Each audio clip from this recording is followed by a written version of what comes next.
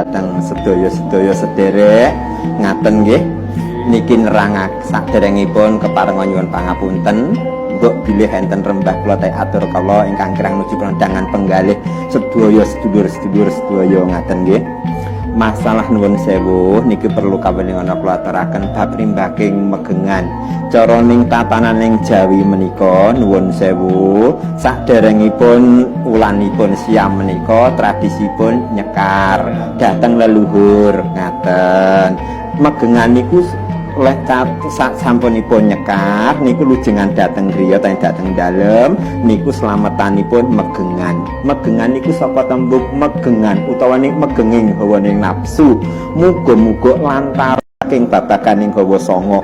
Dadi istilah awake dhewe kudu introspeksi diri, belajar mengendalikan diri. Jadi ngeposke rasa, poso saka tembung ngeposke rasa menika ngaten.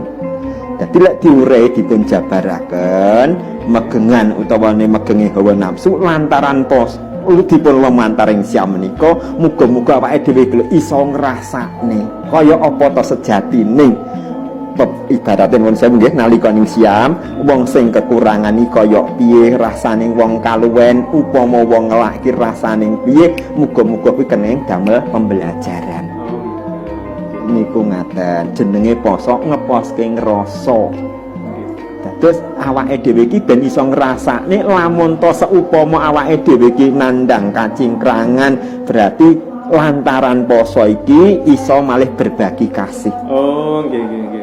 Tujuanipun ngaten bejo sing dimaksud eling niku napa lantaran awake dhewe dateng ziarah makam ta ziarah kubur dateng leluhur muga-muga sing bagus siji awake dhewe iki eling besok bakaling temekaning pralaya utawa ning pupus yuswa. Jadi ingat dengan kematian niku ngaten. Makane lantaran sing kaya ngoten niku muga-muga iso dadi kesadaran to introspeksi diri. Besok iki aku bakal sangkan paraning dumadi asal balining ajal menika ngaten. Lah lek caraning kejawen sak sampunipun jumangkah dateng pesaran paning makom niku dateng nggenipun leluhur niki nuwun sewu lho nggih. Enten ingkang namung caos sekar, enten ingkang tasik ibarat ning suguh utawa ning kutub. Mawi kutubipun menika enten nuwun sewu niki enten ingkang ndamel nuwun sewu lho nggih mbakar dupa utawi menyan. Sebab niki nuwun sewu lek kusing dupa utawa ning kluing menyan niku mangke muga-muga lantaran donga kang dipun waos iso tumaja dhateng nggenipun Gusti utawa ning tenggene pangeran.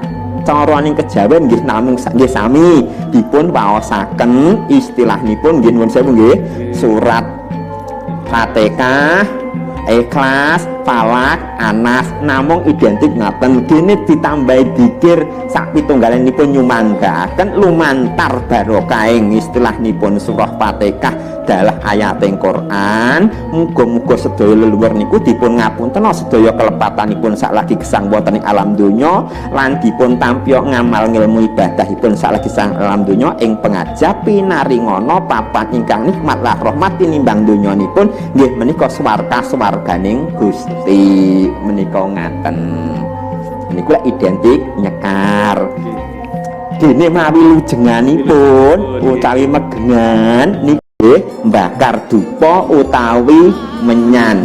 Sebab niki nuwun sewu lek monggo ing hadis cara ning wong santri sapa wong kang gawe wewangian termasuk sunahku kan ngaten. Ning lek carane wong kejawen wong gawe wangian ku ora kudu gawe lenga utawa ning nggawa apa ning krana yakin wong Jawa ku identik saking dupa utawa ning menyan niku ngaten. Dados nalika ning kutub menika nuwun sewu sang galing-galing kang jati araning penyan minur jati uruping menyan tak jaluk gawemu minangka bektiku maring kakini niku leluhurku bapa biyungku cinekala ing pangeran gebyar-gebyar umanjing swarga ila tinampanan dateng leluhurku utawa kakini niku. Dadi niku tujuane ngoten niku lumantar kuku sing dupa utawa ning kluing menyan niku mangke muga-muga lantaran donga kang dipun waos iso tumaja dateng nggenipun Gusti utawa ning tenggene pangeran.